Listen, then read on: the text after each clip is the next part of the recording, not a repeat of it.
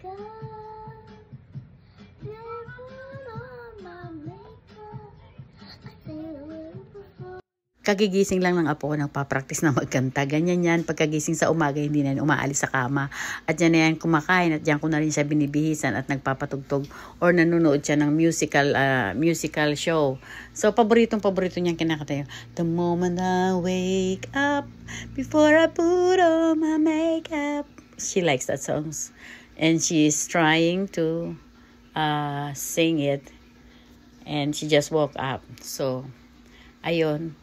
Inaayusan ko na nga siya kasi katatapos lang niya maghilamos.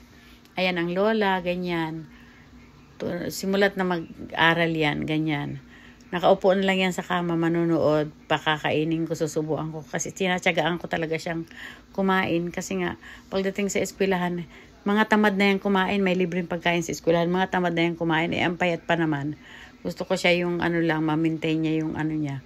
Kasi mahuhulog na yung mga pantalon niya, niloloko ko. Pag hindi ka kumain, nalalaglag yung mga pantalon mo, pati yung mga panty mo. So, ayun na. Pagkaalis nila, ito na.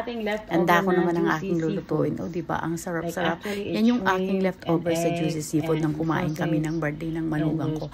Sabi ko, pag uwi ko ng bahay, lulutuin ko yan. Yung leftover, gagawin kong makeover. The last time na kumain kami dyan, ang tira ko, inalo ko naman sa kanin. So, ito na nga. Nag-boil ako ng hindi ko naman siya ihalo sa kanin. Sa noodles ko siya ihalo. So, nag-boil ako ng, nagbabad ako ng noodles, tapos, naghiwa ako ng pechay. Ang laki ng pechay nila dyan.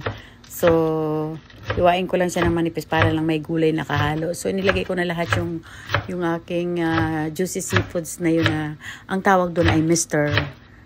Captain. Ang tawag dyan sa order na yan. Mr. Captain, isang order is $45.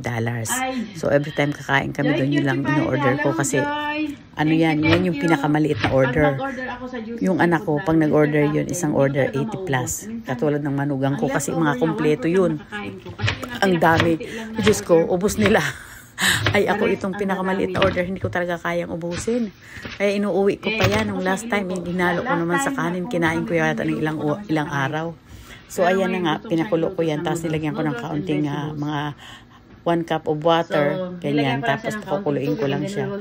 Yung sarap niya, yung juicy niya, napakasarap. Kaya tinawag na yun, yung juicy restaurant. So, ayan, ilalagay ko na nga yung noodles kasi kumulo na yung water.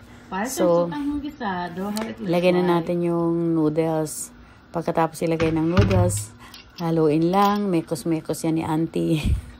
Mekos-mekos ni auntie yan. Tapos, pakuluin ng kaunti. O, diba? Tingnan mo, parang sutang hunggisado na sapak at overloaded sa hipon. Ang daming hipon. Grabe ang hipon. Siguro yung isang order, merong 1 kilong hipon. Diyos ko, hindi ko na makain. Doon lang ako sa crab lang. Yun lang ang pinagtuunan ko ng pansin ng kumain kami doon. Naubos ng oras ko doon at saka nauyam na ako. So, ilagay na natin ang gulay para medyo masustansya naman kasi nakaka-high blood yung una para lumakas ang high blood sa gulay. Charot. So, inilagay ko na yung aking pichay. So, ang gagawin ko niyan, pakuluin mo lang yan ng kaunti at balibalik na rin. Pagka balibaliktad mo yan, hayaan mo muna siya dyan for ilang minuto para maluto naman yung noodles kasama ng gulay. So, ayan na nga.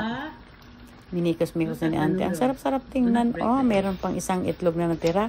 Kasi ang kinain ko noon, crab at saka isang egg at saka dalawang corn na maiksi. So, ito na nga. This is done already. And look at that. O, diba? Ang leftover ay pwede mong i-makeover. Ayan na. Nagsandok na ang lola ng isang mangkok. And the moment of truth ay ito na. Ang ating tikiman at kainan portion. Ito yung almusal ko na at tanghalian ko. So, ayan. Hindi ko rin naman naubos. So, thank you.